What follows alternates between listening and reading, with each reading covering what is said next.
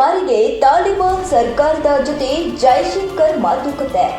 ಪಾಕ್ ಎದೆಯಲ್ಲಿ ಢವಢವ, ಭಾರತಕ್ಕೇನು ಲಾಭ?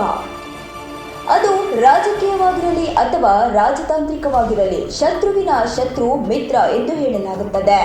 ಭಾರತದ ಸಂದರ್ಭದಲ್ಲಿಯೂ ತಾಲಿಬಾನ್ ಕತೆ ಇದೇ ರೀತಿ ಆಗಿದೆ. ಭಾರತ ಮತ್ತು ಪಾಕಿಸ್ತಾನದ ನಡುವೆ ಉದ್ವಿಗ್ನತೆ ಏರ್ಪಟ್ಟಿರುವ ಸಮಯದಲ್ಲಿ ಭಾರತ ತಾಲಿಬಾನ್ ಸರ್ಕಾರದ ನಡುವಿನ ಈ ಸಂಭಾಷಣೆ ನಡೆದಿದೆ.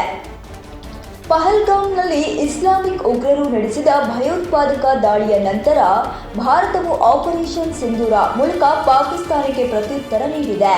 ಭಾರತದ ಕ್ಷಿಪಣಿಗಳಿಂದ ಗಾಯಗೊಂಡ ಪಾಕಿಸ್ತಾನ ಇನ್ನೂ ನರಳುತ್ತಿದೆ. ಭಾರತ ಪಾಕಿಸ್ತಾನ ಸಂಬಂಧಗಳು ಮೊದಲಿಗಿಂತ ಈಗ ಇನ್ನಷ್ಟು ಜಟಿಲಗೊಂಡಿದೆ. ಈಗ ಪಾಕಿಸ್ತಾನವನ್ನು ಎಲ್ಲ ಕಡೆಯಿಂದಲೂ ಭಾರತ ಸುತ್ತುವರಿಯುವ ಪ್ರಯತ್ನಗಳನ್ನು ನಡೆಸುತ್ತಿದ್ದು, ಭಾರತ ಈಗಾಗಲೇ ಸಿಂಧೂ ನದಿ ನೀರು ಒಪ್ಪಂದವನ್ನು ಸಹ ರದ್ದುಗೊಳಿಸಿದೆ. ಪ್ರತಿ ಹಂತದಲ್ಲೂ ಪಾಕಿಸ್ತಾನಕ್ಕೆ ಪಾಠ ಕಲಿಸಲು ವಿದೇಶಾಂಗ ಸಚಿವ ಎಸ್ ಜೈಶಂಕರ್ ಇದೀಗ ಮತ್ತೊಂದು ಮಹತ್ವದ ಹೆಜ್ಜೆ ಇಟ್ಟಿದ್ದಾರೆ.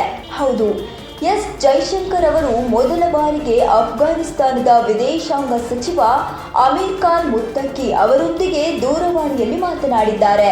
ಜೈಶಂಕರ್ ಮತ್ತು ತಾಲಿಬಾನ್ ಸರ್ಕಾರದ ವಿದೇಶಾಂಗ ಸಚಿವರ ನಡುವಿನ ಈ ಸಂಭಾಷಣೆಯು ಪಾಕಿಸ್ತಾನದ ಶಹಬಾಜ್ ಶರೀಫ್ ಸರ್ಕಾರದ ಆತಂಕವನ್ನು ಮತ್ತಷ್ಟು ಹೆಚ್ಚಿಸಿದ್ದು, ಏಕೆಂದರೆ ಈಗ ದೆಹಲಿ ಮತ್ತು ಕಾಬೂಲ್ ನಡುವೆ ನೇರ ಸೌಹಾರ್ದ ಬಾಂಧವ್ಯ ಏರ್ಪಟ್ಟಿದೆ.